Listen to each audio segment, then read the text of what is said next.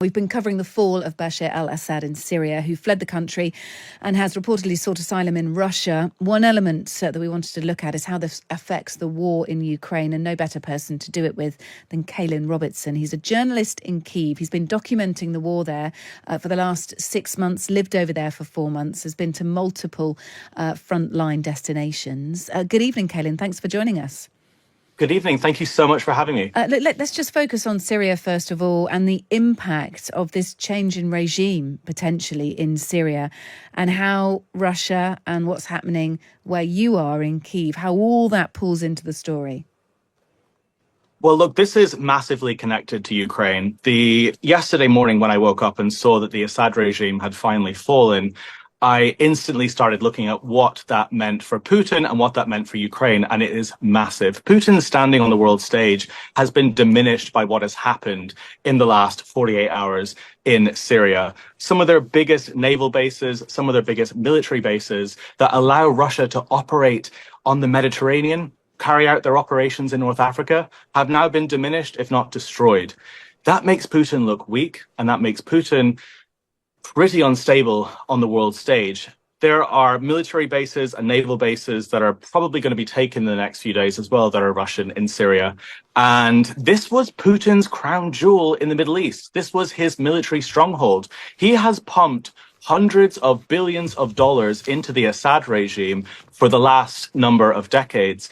And that regime has just fallen, and Assad has just fled to Moscow. And that looks terrible for Putin, which is quite good if you're a supporter of Ukraine. If you live in this country, I woke up yesterday morning, Sunday morning, I could hear church bells ringing, and I made a video talking about how it's actually quite cathartic seeing this, because this was something that Putin had as a stronghold for a long time. And he likes to put out this very strongman image of himself across the world. A lot of people get scared whenever he puts out these, I would say, fake nuclear threats. And this is a huge blow to his image. So it was nice. It was nice waking up yesterday morning and seeing such a monumental blow. And I'm very good friends with Paul Conroy. He was obviously with Marie Coven when she died in Homs in Syria in 2012. And he said that he was ecstatic about this. He's the first person that I called, because it's not just about diminishing Putin's power. It's also a regime that should have fallen. It was a deeply disturbing regime. We've now seen stories of political prisoners that have been held and crushed and killed and murdered and tortured. And regardless of who's going to replace Assad, Assad should have fallen. So it means a lot. As a reporter here in Ukraine as well, it's a fantastic moment just before Christmas. Now, look, over there, you've been making different films about your experiences. You've been to several frontline areas. I was watching one recently where you were in Kherson, and you were looking at drone warfare, effectively. Let's just get a taste of some of your work. There's a place where science fiction meets Mad Max. 300 times a day, the Russians use drones to kill civilians in a city called Kherson. They can blow a hole in your window and send another drone right inside.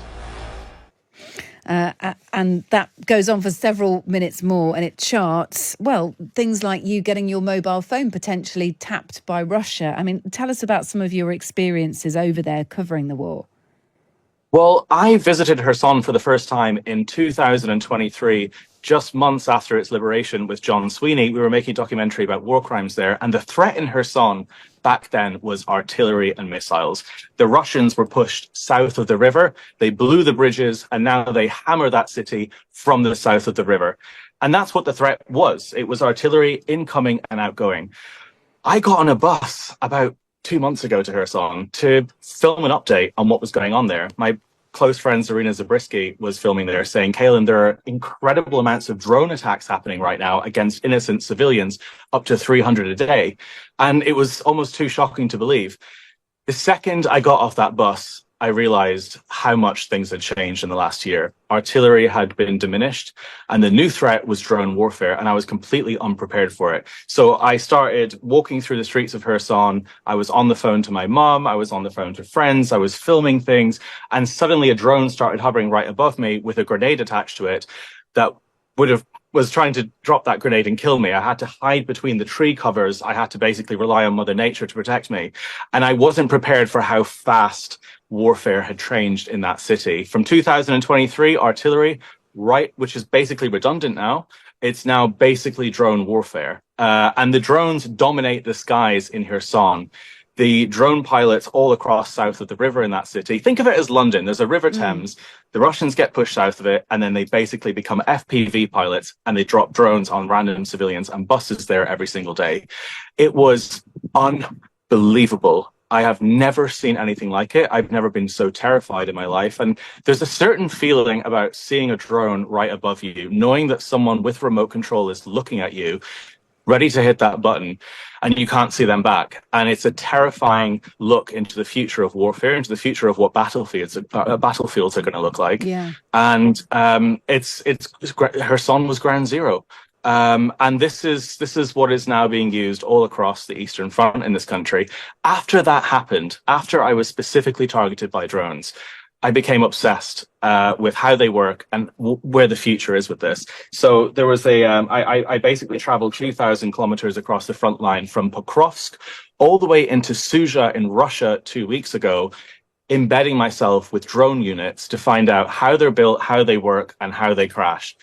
This is actually a Russian drone that crashed into the car in front of us. You can see the wow. So you're going to hold this up to our camera. Sadly, our listeners will have to check this out on YouTube or on our socials. So that is a Russian drone. Just describe what it looks like, because it looks pretty basic to me. Well, these things are basic. This is why they're so effective, because you don't need massive artillery anymore. You don't need tanks. You don't need huge munitions. You need a $300 piece of aluminum like this that can specifically target anyone you want within 20 kilometers. This, if you're listening right now, is a drone I'm holding that was made in Russia that crashed in front of our car 2 weeks ago with a bent front propeller. And how it works is you basically have a camera on the front here, and this will fly at about 60 kilometers an hour, and it will crash into you. If you've ever seen any of these videos on Twitter of FPV crashes and soldiers being killed, that's what they look like. The Ukrainians have developed slightly better versions of it. This is a drone that was made in Ukraine about 2 weeks ago, and they have actually 3D printed some middle fingers on the front of it, because when these two wires make contact, before they hit you, this is what happens. This will be used in about 2 weeks as well. So that looks much more sophisticated. It kind of looks like it's not made in someone's workshop, a bit like the Russian one. That one looks neat. It looks much more advanced. Well, the Ukrainians are developing drone technology at breakneck speed in this country. This is why I became obsessed with it as well. I went to secret warehouses all across central and northern Ukraine in the last few weeks and watched how they were developing different frequencies, different types of jamming systems. There are now new types of drones which basically have massive propellers with 3 drones on each one that can drop them from that drone, and you can launch 6 at a time. I mean, this is just unbelievable technology. Oh my gosh, and it's like kind of movie script time. So one like mother drone, basically then all the baby drones, sorry this is so basic, but all the baby drones kind of launch off that sort of mothership drone. And this is just the beginning. That's just 6 drones launching from one mother drone. In the future, you could maybe launch 1,000 drones as a swarm from a cargo ship. And that is where things are going. When we look at the future of warfare, you know, you look at Chinese drone shows, drone shows.